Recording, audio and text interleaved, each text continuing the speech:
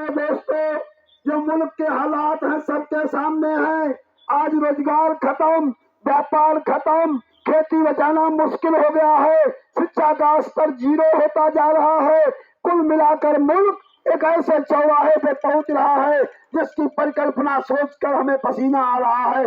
मेरे भाइयों, मेरा पड़ोसी देश लंका इसी फ्री के चक्कर में उसकी ऐसी तैसी हो गई। हमारे पड़ोसी पाकिस्तान में भी कुछ यही हुआ और अब वही हालात धीरे धीरे हिंदुस्तान में भी बन रहे हैं।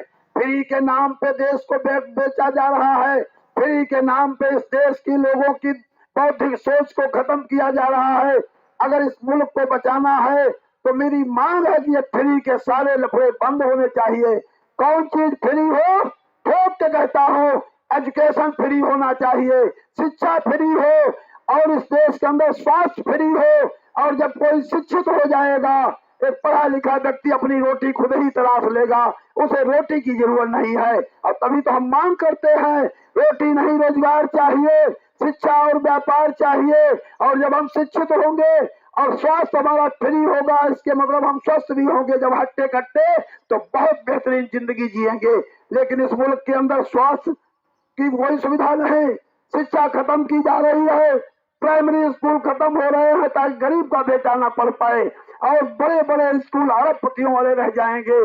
कुल मिलाकर हालात ऐसी इस देश में बन रही है कि 2 ही बचेंगे, या तो भिकमंगा कटोरा छाप या फिर अडानी अंबानी। और गम रखो, अगर इसी तरह हम सब इन लफड़ों में पड़ते रहे तो निश्चित रूप से अगर कहीं फिर से ये सत्ता में आते हैं तो इस देश के अंदर अडानी अंबानी की ही सारी संपत्ति होगी।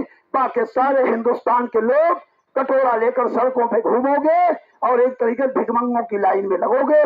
देश के प्रधानमंत्री महोदय कहते हैं कि 80 करोड़ लोगों को भीख दे रोटी दे रहे हैं फ्री की। इसके मतलब हिंदुस्तान की 70 साल की आजादी में 80 करोड़ भिकमंगों की फौज खड़ी है। ये देश कहाँ जाएगा, इस पे कोई सोचने वाला नहीं है। इसलिए मित्रों, सज्जनों, दोस्तों, आपसे कहने निकला हूँ, अगर आपको ठीक लगे तो हमारी चुनाव निशान कैंची वाली बटन दबा देना, और ना ठीक लगे तो अर्जी मेरी मर्जी आपकी। वोट आपका है, किसी के बाप का नहीं है। लेकिन लोकतंत्र अगर बचाना है तो निश्चित हमको सबको आगे आना होगा। अन्यथा बड़े बड़े नेताओं के बयान आ रहे हैं, अगर हम 400 पार जाते हैं तो संविधान बदलेंगे, कानून बदलेंगे। ये दुख कुल मिला के इस देश के अंदर तालिबानी हुकूमत का स्थापना किया जाएगा।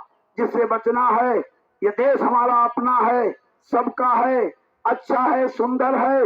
दुनिया के कई मुल्कों में गया हूँ, भारत जैसा मुझे कोई बेहतरीन मुल्क नहीं मिला, लेकिन भारत जैसा सिस्टम सराहने वाले इस देश के जितने राजनीतिज्ञ हैं, ऐसे किसी मुल्क में सियासी लोग भी नहीं है।